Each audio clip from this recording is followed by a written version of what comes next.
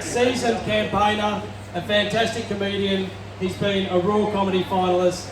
Ladies and gentlemen, can I please introduce Gary O'Sullivan?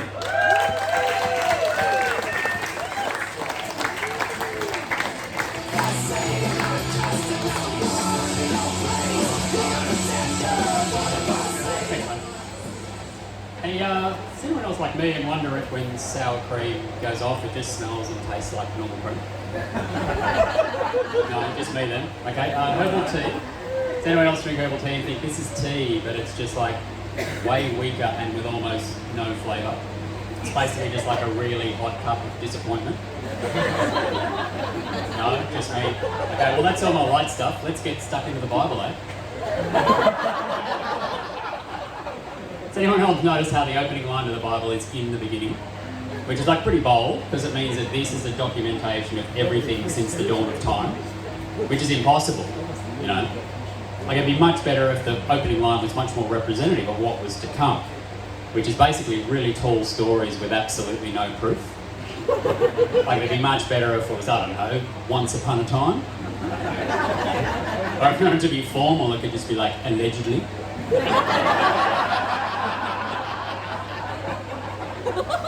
Allegedly, God created the earth in 7 days, but police are still following up on a few leads and they like to stress that this investigation is ongoing. There is one believable Bible story though, and that's the story of Joseph, the original stepdad.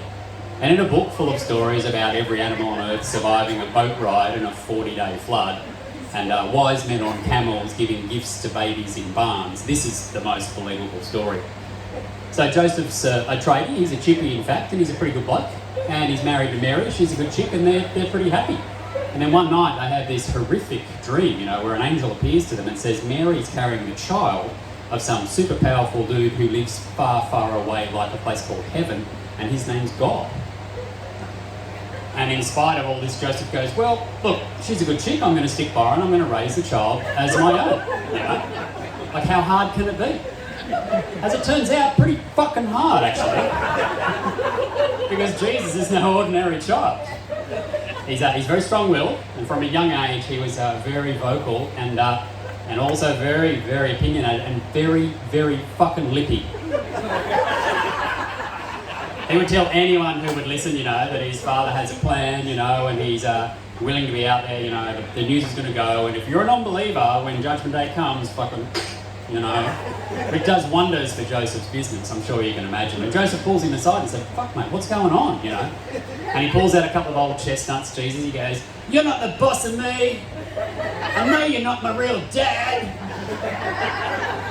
And then when he gets to an age when he could like finally pick up the tools, you know, late teens, and help Joseph out, he just mouths off to the Romans one too many times and ends up getting crucified, you know? And then 3 days later ascends into heaven to go and live with his real fucking dad, right? And to rub salt into the wound, a little while later Mary ascends into heaven too to go and play happy families with the bloke she had an affair with a while back. Which leaves Joseph alone, working 7 days a week to pay off the mortgage and answering some very uncomfortable questions about what happened to his wife and stepson. Poor bastard, he was really going up. Is anyone sick of cooking shows? I certainly am. Very sick of cooking shows. They're everywhere, streaming services, the internet. SBS has its own cooking channel. There's the reality TV cooking shows are in like their 10th series. Like we need more of that fucking genre. And yeah, look, it's pretty amazing. There's interestingly, if you step back far enough, you'll realise that we've developed an incredible fascination with food. It's integral, it's part of our daily life. And amazingly, if you go back through history, you'll find that almost every empire has collapsed immediately after having a fascination with food. Yeah, it's not funny, it's just food for thought, really. It's just nourishment for the soul. It's just an elixir for life. Sorry, I just got carried away with a few food puns there. The exact number of food shows I've actually watched is too fucking many, actually. And the ones that kill me the most are the ones where they go to a farm and cook in front of the animals. Like there's this show called Paddock to Plate, and they'll set up a kitchen in a paddock and cook a beef dish in front of cattle. Like how bold is that? You know, like how to provoke another animal, you know, and why don't the cattle come and just fuck shit up, you know? It can only take one, it just has to walk up, you know, and stand behind the chef. And when the chef says something like, I'm just going to tenderise this beautiful cut of beef, and the cow goes, like fuck you are. And it just smashes the chef out of the way, you know, and tips over the table, sending pretentious ingredients flying, you know, and turns and shits on everything. And then just chases the chef around the paddock Pamplona style for a while. Like, that's a cooking show I'd like to watch. Had to change the name though, it couldn't be Paddock to Play, it'd have to be more like Paddock Fights Back. And you probably change the terms a bit more, like the celebrity chef has to go into one-on-one, hand-to-hand combat with the animal it wants to cook. Then the ratings would go up.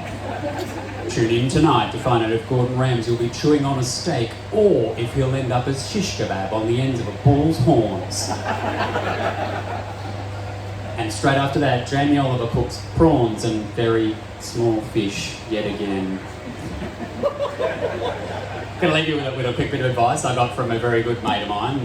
Let's just call him Ryan McManus, because that's his actual name. So Ryan said to me, he said, if you leave everything until absolutely the last minute, it only takes 1 minute to do everything. Like, the rest is just free time. And I paused for a bit and I thought, fuck, he's just nailed it. That's just a life hack. That's just brilliant, you know.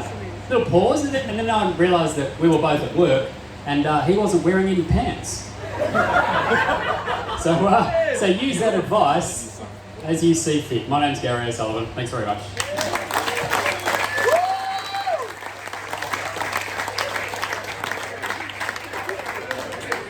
Gary O'Sullivan, give it up for him again!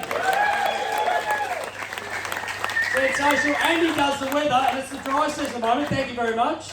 We could drop it down maybe 1.5 degrees.